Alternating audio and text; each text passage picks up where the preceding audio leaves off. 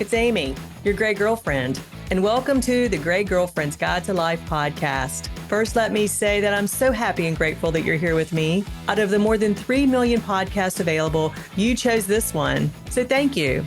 This podcast was created for high-achieving women, real women who face and conquer real challenges, real women who are ready to take their lives to the next level. Between us all, we've been through it all, and I'm here to tell you, you can thrive despite it.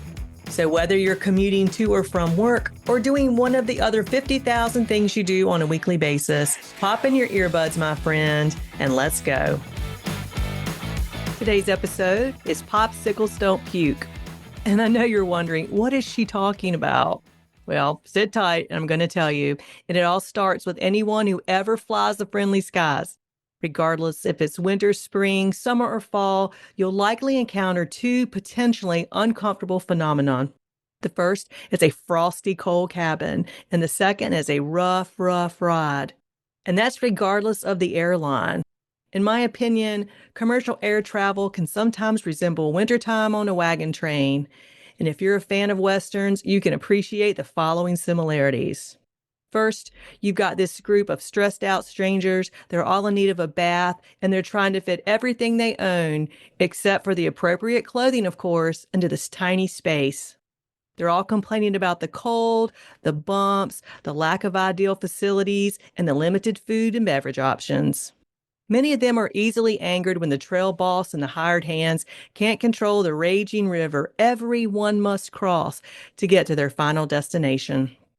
And there's always the one who feels slighted that his wagon isn't up front, believing he should be the first to disembark upon reaching the new territory, because according to him, he's crossed the continent so many times, and he fancies himself this frequent frontier pioneer, totally ignoring the fact that everyone will arrive at the same time and that all the wagons will cross the imaginary, quote, "Thank God we're here" line within minutes of each other. Then there are the ones who simply should not be on a wagon train in the first place, and they're offended that they're not the lead wagon. They ignore the fact that because they're too frail to climb up onto or down from that wagon without at least one other person risking his own back health, that they're incapable of leading anyone safely anywhere, especially in an emergency evacuation. Then there are the ones who are totally capable of securing their own accoutrement in their wagon, but they feel everyone around them should do everything for them because they are too privileged to do anything for themselves. These people are totally convinced that their needs are more important than the needs of the other 150 odd souls heading in the same direction. But hey, that's how it goes.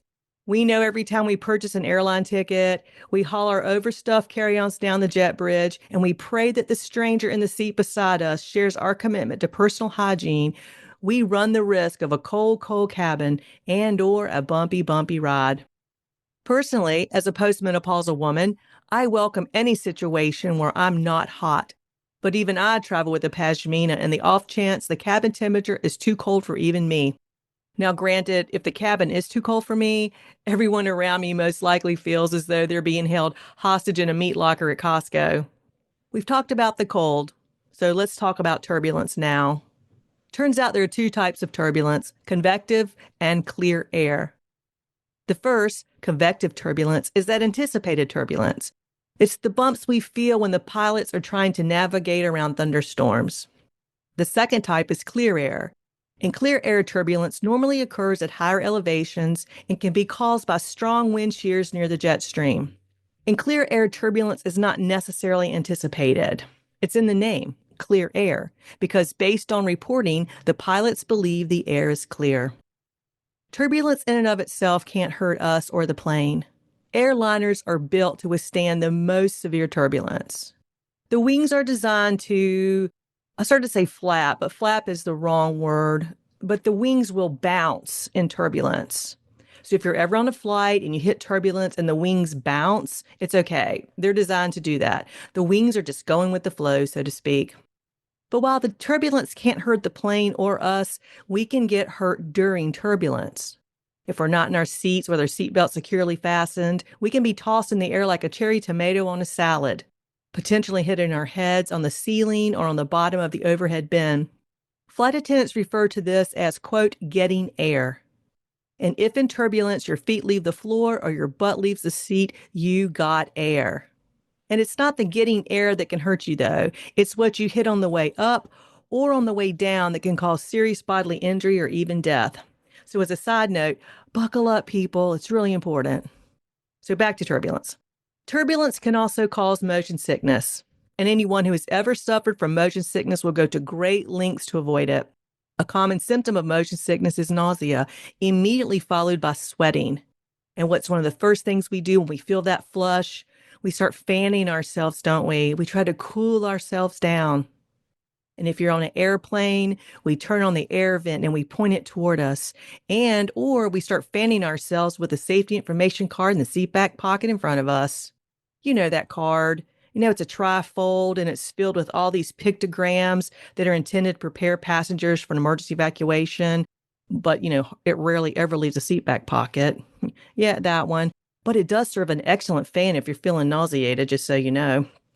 See, we've learned that cooling ourselves down quells the nausea and it lessens the likelihood of us throwing up. I mean, you don't want to throw up on an airplane. Throwing up on an airplane is the worst. Unlike traveling in a car, we can't hang our heads out of the airplane window or pull over and open the door. On an airplane, we're stuck in the air as well as our seats. We're helpless to hold back. We're hoping that tiny bag will hold what feels like the last 2 meals we ate, while our minds start flashing forward as to how we can get a change of clothes from our checked luggage, or how we can clean our electronics, or worse, our shoes. Oh my God. I dare say those women who wear those fur, quote, slides when they fly suffer from motion sickness. In my opinion, the term slides is designed to fool consumers into believing that they aren't wearing their bedroom shoes in public, including that flying germ tube, also known as a commercial airliner. Hey, sorry I digress from the point about throwing up on an airplane is the worst, but it is the worst, and thus the beauty of a cold airplane. If you're cold, you're less likely to throw up. So what does all this aircraft talk have to do with life? The answer, my friend, is everything. Life is filled with countless situations that make us uncomfortable, situations that scare us, that rock our world, situations that rob our peace and steal our sense of control.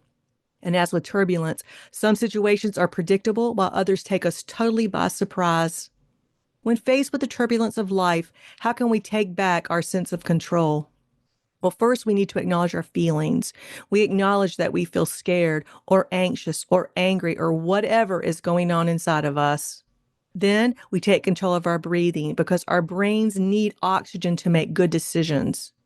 There's several techniques out there, but here's one I find easy and effective. It's called box breathing, B-O-X, box breathing. And it's the technique that the Navy SEALs use to stay calm under stress. And who is put into more stressful situations than a Navy SEAL? So what I'm going to do first is describe it, and then we're going to do it together. So here's how it looks. You inhale on a count of 4. You hold that breath for a count of 4, and then you exhale on a count of 4. So do it with me.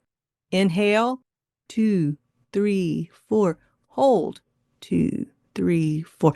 Exhale, 2, 3, 4. Try it again. Inhale, hold, exhale. It's not only simple, but it's easy and it works. And if you do this several times, you can center yourself. And then once you're centered, you ask yourself this question because it's all about the right question, right? Here it is. Here's the right question. Can I control this situation? And if not, remind yourself that you can always control your reaction to it. You can choose your reaction. You can choose to fret or to reframe. Hint, choose reframe. Then reframe the situation. Think about the benefit of the cold airplane during the rough ride of turbulence. Neither the cold nor the bumps feel good, but without the cold, the impact of the turbulence would be much, much worse. And then ask yourself, what if the discomfort of, fill in the blank, is sparing me from even greater pain?